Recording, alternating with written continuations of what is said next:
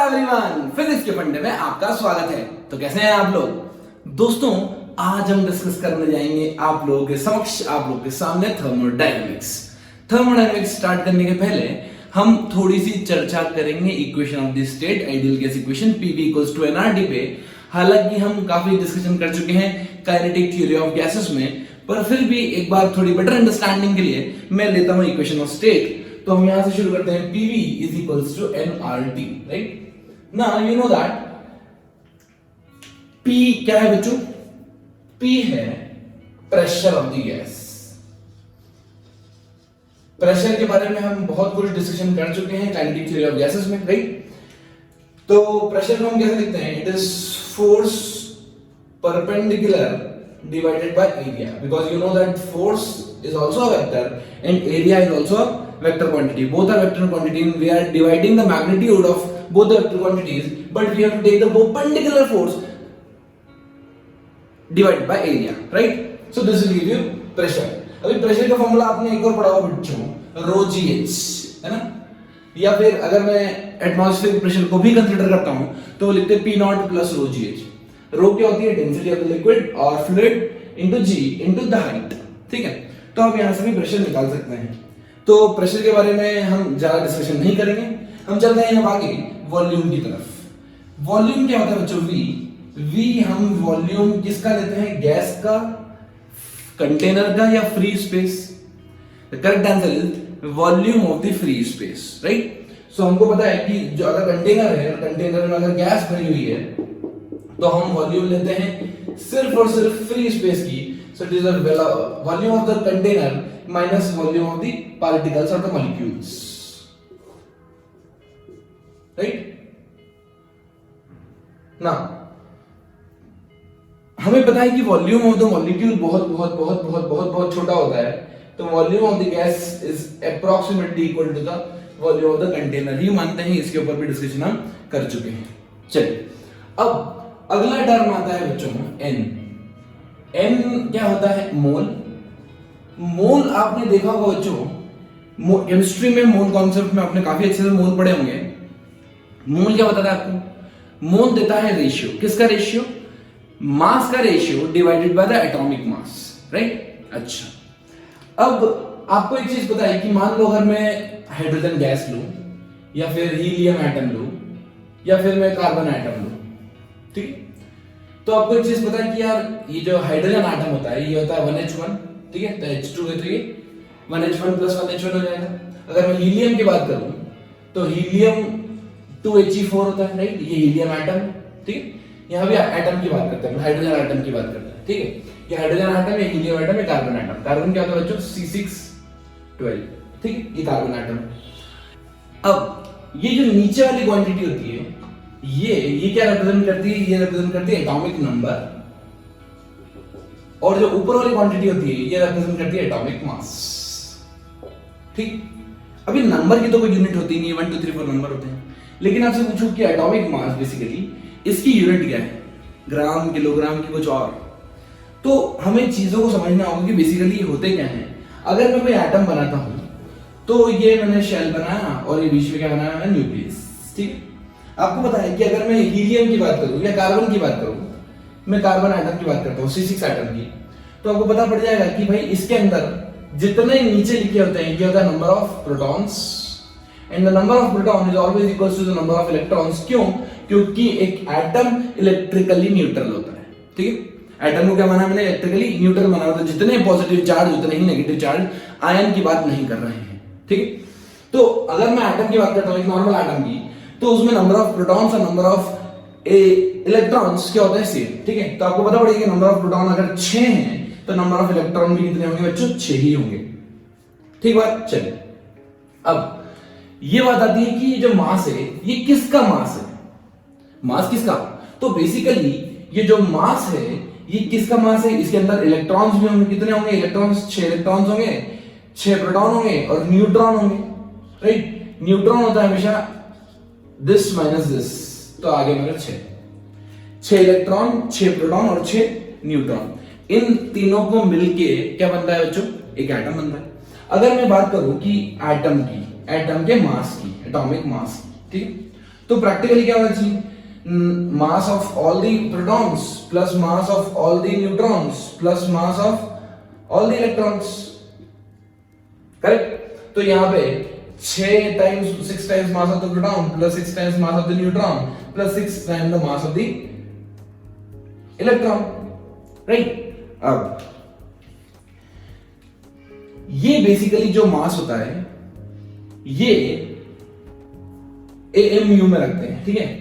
तो ये कितना है, बेसिकली 12 AMU है, एटॉमिक मास यूनिट। इसकी यूनिट क्या होती है बच्चों, केजी ग्राम नहीं होता, ये क्या होता है AMU, एटॉमिक मास यूनिट, ठीक है। अभी एक प्रोटॉन के मास को मैं 1 AMU बोलता हूं, mass of the proton is called as 1 AMU, that is 1.67 into 10 to the power minus 27 kg, ठीक है। सिमिलरली जब मैं मास ऑफ द न्यूट्रॉन कैलकुलेट करता हूं तो आता है 1.67 into 10 to the power minus 27 kg, almost same ही है। बेसिकली अगर मैं ज्यादा रेजोल्यूशन लेता हूं, ये 1.673 आता है और ये 1.674 आता है, थोड़ा सा न्यूट्रॉन हायर मास का होता है, लेकिन अभी के लिए मान के चलता हूं दोनों का मास क्या अप्रोक्सीमेटली सेम। अगर मैं इलेक्ट्रॉन की बात करूं तो होता है 9.1 into 10 to the power minus 31 kg। तो आपको दिख रहा होगा कि लगभग 1000 गुना भारी है कौन, प्रोटॉन या फिर neutron in comparison two electron, ठीक है। तो जब मैं मास ऑफ द एटम कैलकुलेट करता हूं तो मैं मास ऑफ द प्रोटॉन लेता हूं, मास ऑफ द न्यूट्रॉन लेता हूं और इलेक्ट्रॉन का नेग्लिजिबल मास मान के भगा देता हूं। इसीलिए आपको दिखेगा कि 6 + 6 ये क्या लिख दूं, 12 times mass of the proton, क्यों, क्योंकि मास ऑफ द प्रोटॉन और न्यूट्रॉन ऑलमोस्ट बराबर है। और मैंने आपको बताया कि एक मास ऑफ द प्रोटॉन 1 AMU बोलते हैं, तो इसीलिए ये आता है 12 AMU। तो आपको एक चीज समझ में आ गई कि हाँ, ये जो ऊपर लिखा होता है ये मास रिप्रेजेंट करता है पूरे एटम का, और हम पूरे एटम में नेग्लेक्ट कर देते हैं इलेक्ट्रॉन के मास को, तो मास ऑफ द न्यूक्लियस लिखते हैं इफेक्टिवली। अगर मास ऑफ द न्यूक्लियस लिखते हैं और एक मास ऑफ द प्रोटॉन 1 AMU होता है तो टोटल मास 12 AMU हो जाएगा, इसका टोटल मास 4 AMU हो जाएगा। आया समझ? ऐसे हम मास कैलकुलेट करते हैं।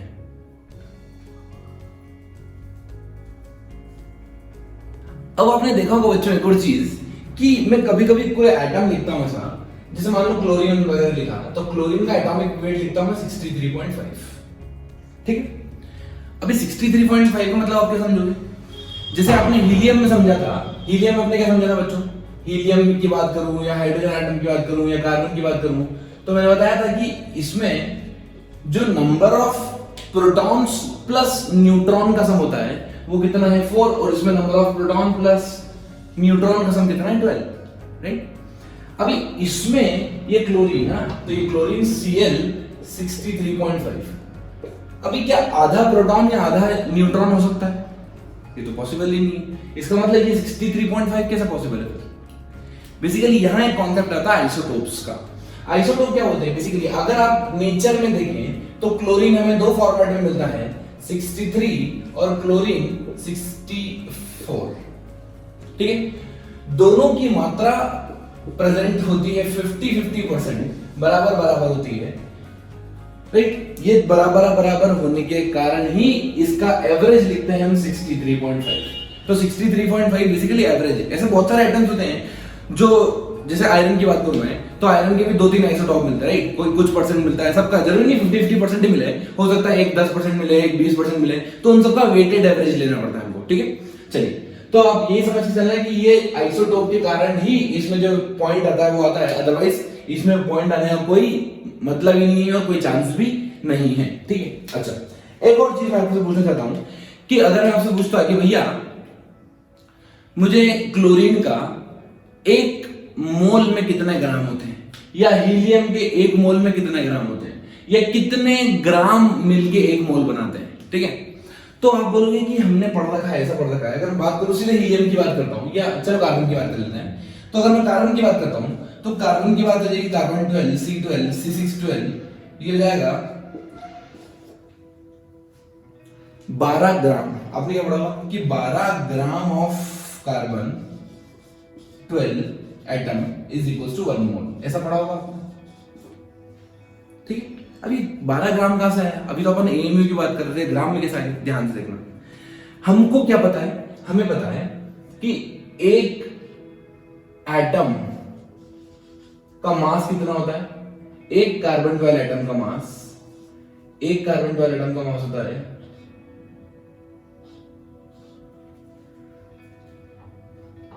1 AMU इंटू 12, 1 AMU इंटू 12, ठीक है। क्योंकि हमें पता है कि अगर मैं इसका मास लूं उसका 4 AMU आएगा, इसका कितना आएगा 12 AMU, तो मैं लिख दिया 1 AMU इंटू 12 या 12 AMU, ठीक है। तो एक एटम का मास कितना हो गया? 12 AMU, एटॉमिक मास यूनिट। अभी एक मोल में बच्चों कितना एटम्स होता है? Na, Avogadro's number. तो 6.023 इंटू 10⁻23 एटम्स की अगर मैं बात करूंगा तो उसका मास कितना हो जाएगा? 12 AMU। AMU मतलब इसका मास कितना होता है? प्रोटॉन के मास के बराबर 1.67 इंटू 10⁻27, ठीक है। ये 12 AMU इंटू 1 मोल में कितना एटम है? इतने सारे, ठीक है। तो आप जब इसको कैलकुलेट करोगे इन दोनों को तो ये आ जाएगा 12 ग्राम, ठीक है। ये 10⁻27 है और ये 10⁻27 प्लस 23 हो जाएगा, -4 हो जाएगा, मतलब केजी की जगह क्या आ जाएगा? 10⁻³ ग्राम, या फिर ऐसे लिख सकते हैं इसको 12 इंटू 10⁻³ केजी के आसपास, ठीक है। लेकिन हम ग्राम में ही रिप्रेजेंट करते हैं, इसलिए सबसे बेस्ट फॉर्मेट यही होता है। और यहां से निकल के आता है कि 12 ग्राम कैसे आया। आप चाहो तो कैलकुलेटर से कैलकुलेट कर सकते हो, ठीक है। तो इसलिए समझ के चलना कि भाई जो मास होता है वो एटम का वो AMU में देते हैं, और एक मोल में इतने सारे एटम होते हैं, और इतने सारे एटम के कारण इसका जो ग्राम में मास लिखते हैं हम डायरेक्ट इसको AMU में ना लिखते हुए हम ग्राम में लिख देते हैं। लेकिन उसके पीछे का आपको लॉजिक पता होना चाहिए कि कैसे मल्टीप्लाई करते हैं, एक एटम में कितना मास होता है, एक एटम का कितना मास होता है into number of atoms in 1 mole, that will give you the correct result in grams. Clear?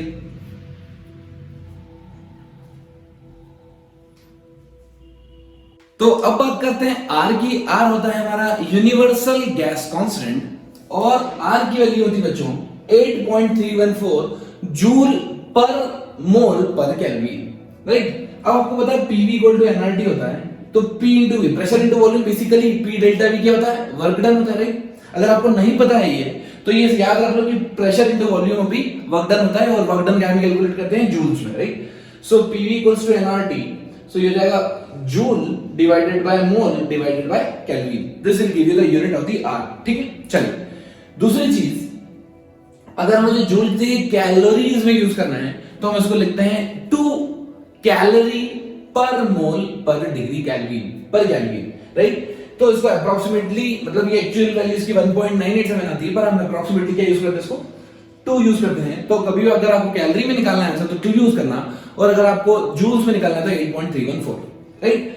Last term आती है इसमें T क्या होता है बच्चों? टेम्परेचर। लेकिन आपको ये चीज ध्यान रखना है, PV इक्वल टू nRT में जब हम टेम्परेचर लिखते हैं तो टेम्परेचर एब्सोल्यूट टेम्परेचर होता है। Absolute temperature means temperature in kelvin.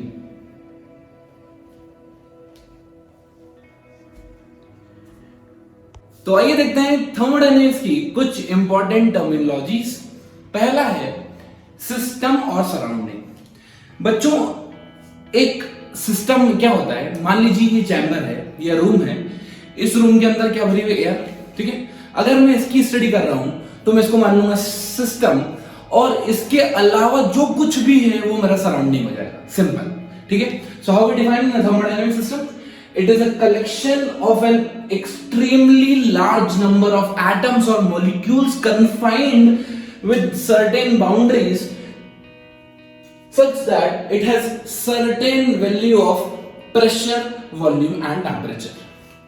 ठीक है, तो हम यहाँ पे स्टडी कर रहे हैं, तो बेसिकली इसको कन्फाइंड वॉल्यूम को, बाउंड्री को हमने इसके अंदर प्रेशर, वॉल्यूम और टेम्परेचर की एक सर्टेन वैल्यू होगी, तो हमारा ये सिस्टम कहलाएगा thermodynamic system, right.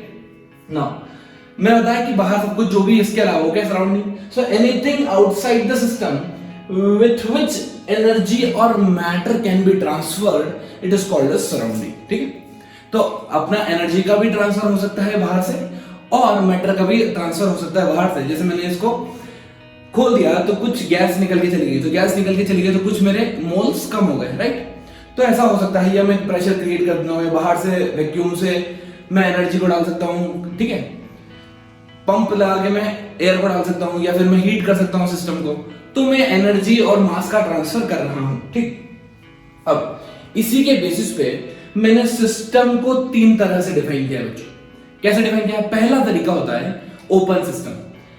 So open system में क्या होता है, सिस्टम बाहर से, कहां से, सराउंडिंग से मैटर का एक्सचेंज कर सकता है और एनर्जी का एक्सचेंज भी कर सकता है। It can exchange the matter and energy with the surrounding. This system is called as open system. Second आता है क्लोज सिस्टम। अभी क्लोज सिस्टम में क्या होगा कि एनर्जी का ट्रांसफर तो हो पाएगा लेकिन मैटर का ट्रांसफर नहीं होगा। राइट, इसका मतलब ना तो कोई गैस अंदर आएगी ना कोई गैस बाहर जाएगी, लेकिन हाँ हीट अंदर आ जा सकती है। ठीक है, मैंने बाहर से हीटर लगा दिया या फिर मैंने बाहर चिलर लगा दिया, ठीक है, कुछ भी लगा दिया, मैंने कूल कर दिया, उसको हॉट कर दिया, तो एनर्जी का ट्रांसफर तो हो जाएगा बच्चों, लेकिन मैटर का ट्रांसफर नहीं होगा। Such system are called as close system. तीसरा तरह का सिस्टम होता है बच्चों आइसोलेट सिस्टम। अब आइसोलेट सिस्टम क्या होता है? आइसोलेट सिस्टम में ना तो एनर्जी का ट्रांसफर होता है ना ही मास का ट्रांसफर होता है। राइट, तो यहां कोई मैटर का ट्रांसफर भी नहीं होगा और एनर्जी का ट्रांसफर भी नहीं होगा। ठीक है, अब मैंने मान लिया कि एक कंटेनर है, उस कंटेनर को मैंने ऐसा रख दिया। ठीक है, अब मैं इसको हीट कर रहा हूं, ऐसे हीट कर रहा हूं, मान लो, है ना, मैं इसको हीट कर रहा हूं।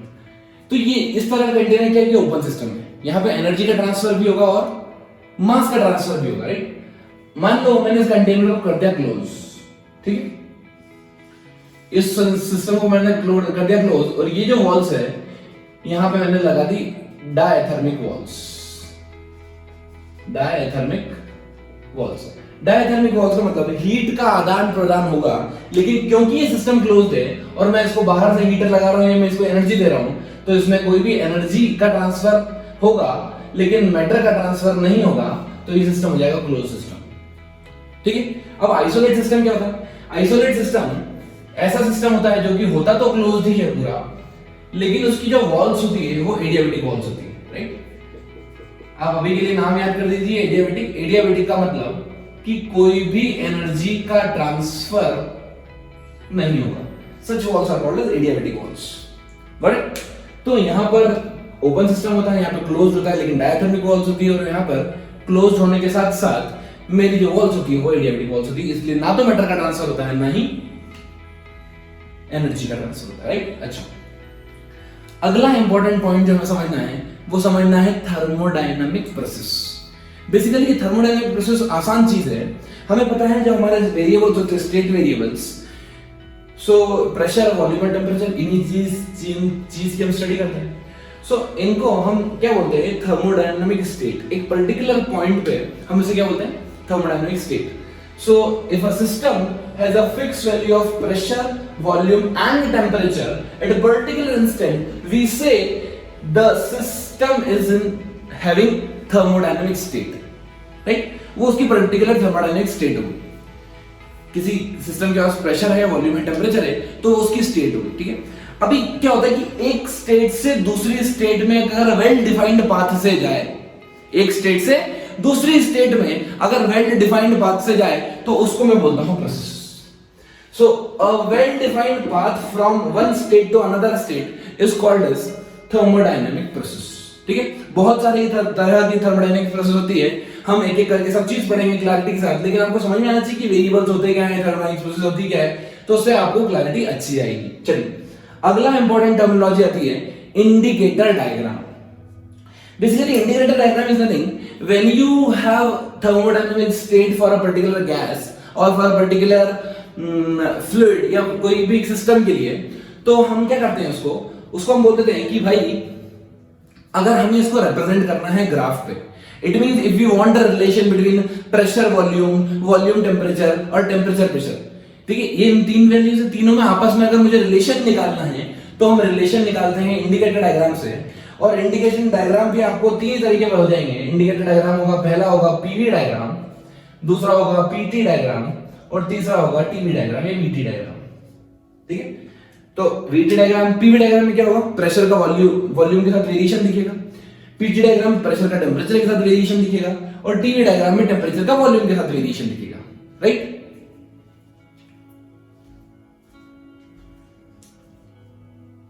सो friends, now will discuss laws of thermodynamics. अब आपने देखा होगा कि भाई फैराडे के लॉ है, फर्स्ट लॉ, सेकंड लॉ से लॉ है। यहां पर लॉ ऑफ थर्मोडायनामिक्स शुरू होता है जीरोथ लॉ से। हुआ क्या था, पहले फर्स्ट लॉ डिफाइन कर दिया, उसके बाद उनको याद आया कि यार एक इंपॉर्टेंट प्रॉपर्टी है जो फर्स्ट लॉ के भी पहले आना चाहिए, वो है टेम्परेचर। और टेम्परेचर को डिफाइन करने के लिए उन्होंने एक नया लॉ बनाया, that is called as zeroth law. ठीक है, अब टेम्परेचर डिफाइन करने के लिए लॉ क्या बोलता है कि मान लीजिए एक सिस्टम है, उस सिस्टम को मैंने बाहर से एडियाबेटिक वॉल्स से पैक कर दिया है। ठीक है, कौन सी वॉल है बच्चों? एडियाबेटिक मतलब आपको पता है कि इसमें ना तो मास का ट्रांसफर होगा और ना ही हीट का ट्रांसफर होगा, किसी का कुछ ट्रांसफर होने वाला नहीं है। ठीक, अब मैंने क्या किया, यहां पे नीचे एक लिक्विड भरा। कौन सा लिक्विड भरा? मान लीजिए मैंने इसको यहां से सेपरेट कर दिया ऐसे, और यहां पे एक लिक्विड भर दिया मैंने ए। ठीक है, ए लिक्विड मान लो, गैस मान लो, कुछ भी मान सकते हैं। और यहां पे जो वॉल्स है ये एडियाबेटिक नहीं है, ये डायथेरिक वॉल्स है। ठीक है, मतलब हीट का ट्रांसफर होगा यहां पे, लेकिन मास का कोई ट्रांसफर नहीं होगा।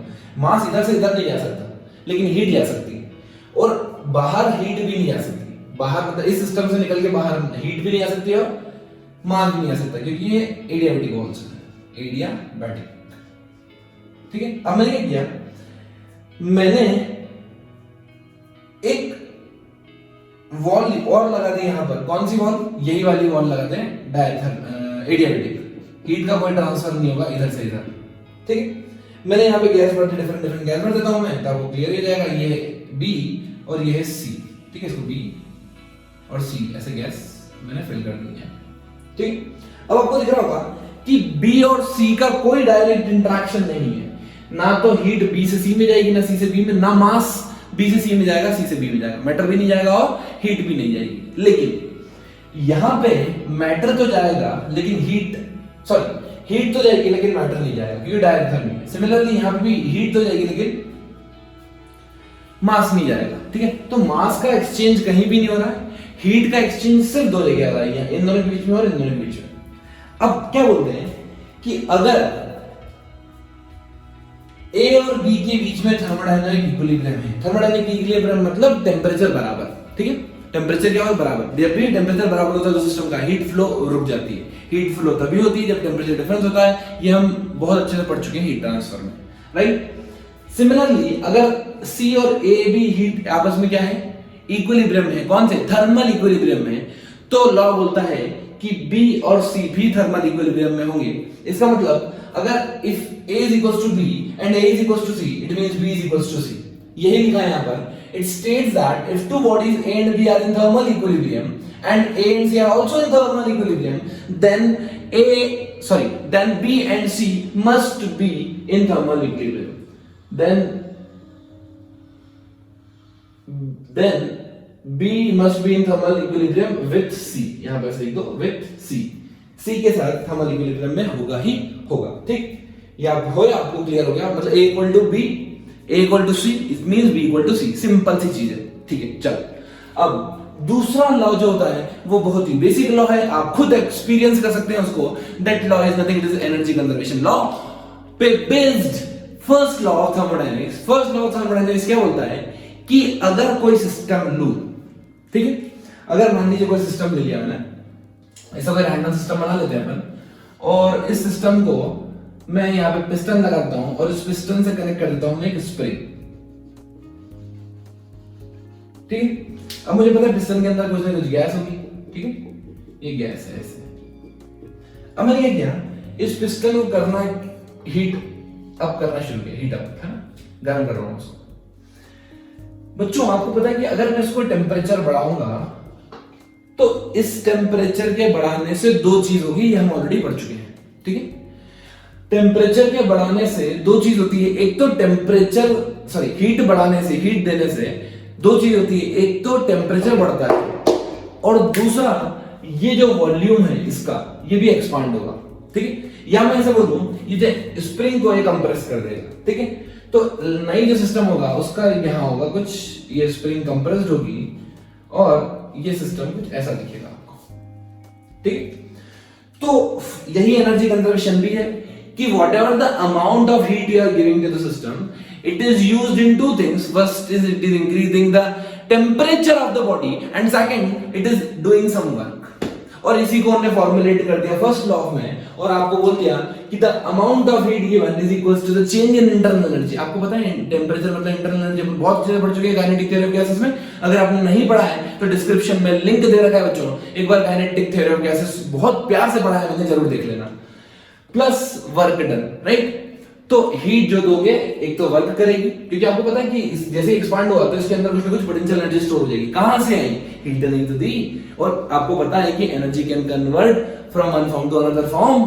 तो आपको पता पड़ेगा कि ये वाली हीट एनर्जी यहां स्प्रिंग पोटेंशियल एनर्जी में कन्वर्ट हो गई, प्लस इसने कुछ ना कुछ internal energy of the gas भी बढ़ा दी है। ठीक बात। चलिए अब कुछ इंपॉर्टेंट चीज आपको ध्यान रखना है, नोट करना है और जिंदगी भर के लिए याद रखना है। वो ये है कि टेम्परेचर का बढ़ना मतलब इंटरनल एनर्जी का बढ़ना। ठीक है, तो एक चीज याद रखना है कि अगर टेम्परेचर बढ़ रहा है इसका मतलब बॉडी की इंटरनल एनर्जी बढ़ेगी, और बॉडी की इंटरनल एनर्जी सिर्फ और सिर्फ पॉइंट पे डिपेंड करती है, पाथ पे डिपेंड नहीं करती। मैं बताऊंगा पाथ और पॉइंट्स में क्या डिफरेंस होता है, लेकिन अभी के लिए आप समझ के चलिए कि दिस इज स्टेट फंक्शन। मतलब अगर इनिशियल पॉइंट और फाइनल पॉइंट फिक्स है तो सब प्रोसेस का इंटरनल एनर्जी का चेंज बराबर होगा। ठीक है। दूसरा इंपॉर्टेंट पॉइंट, टेम्परेचर बढ़ा तो पोटेंशियल एनर्जी बढ़ी, और अगर टेम्परेचर घटा तो पोटेंशियल एनर्जी घट गई। सिंपल सी बात है।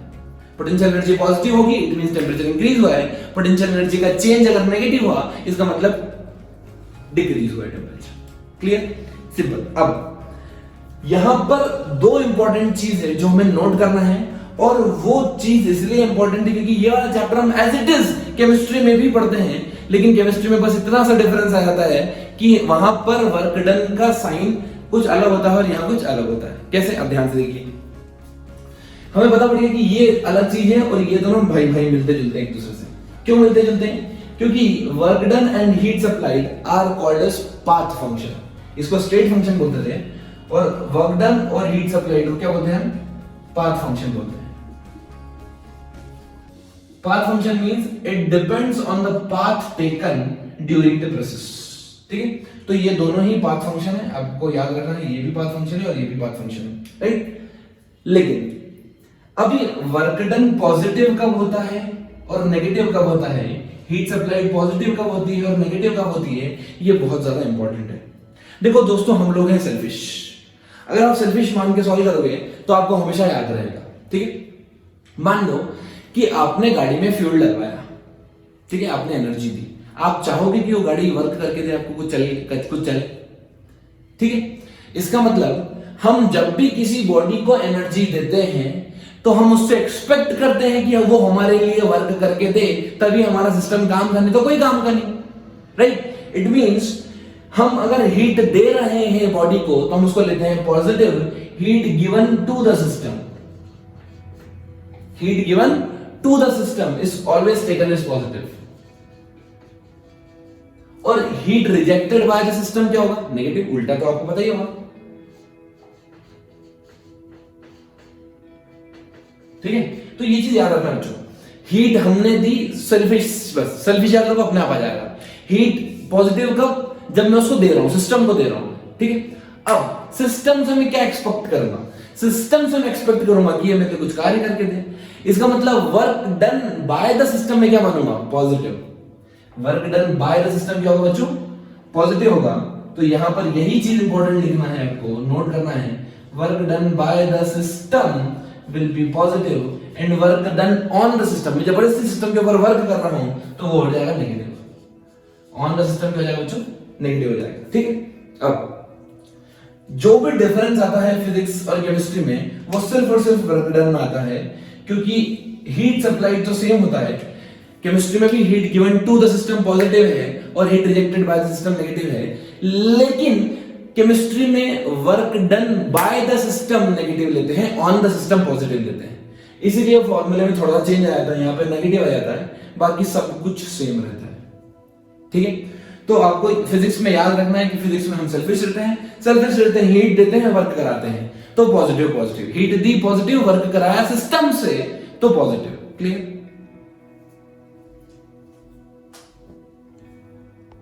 Physics.